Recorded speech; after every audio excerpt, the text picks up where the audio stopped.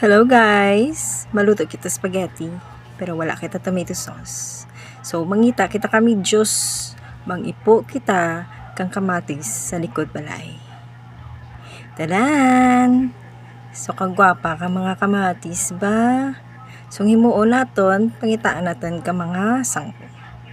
Bombay, dill, basil, kag bell pepper. Pagkatapos sina, i-blend na naton. I-blend hasta nga mag-smooth. Kung wala na sa mga bilog-bilog na naman. So, amo na ini ang aton nga sauce.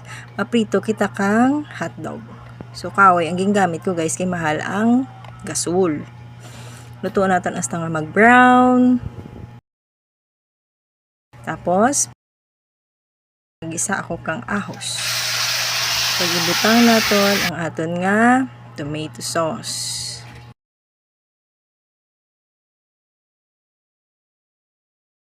Tapos, pabukalon lang kag butangan sang kalamay para magbalanse ang aslom. Kagang iya nga tamis. Tapos, butter. Lugay-lugay hasta matunaw. Kag butangan natin kang corned beef. So, corned beef, yung gamit ko kay mahal ang karne sa tinta. 2 kalata, guys.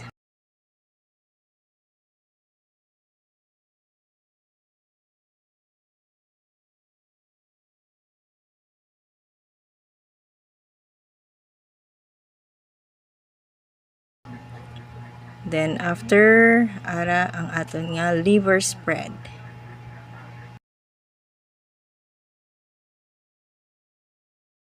Tapos, butangan natin gamay kang evap. Kakanamit gid. Okay.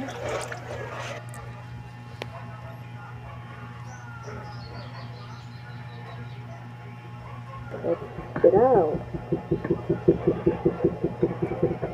My own recipe of tomato sauce, fresh from backyard.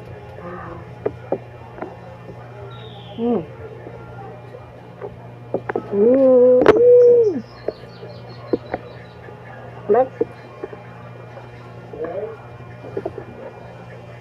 Namat. Ha? So, amo ini guys. Grown tomato para sa ating spaghetti. Thank you for watching.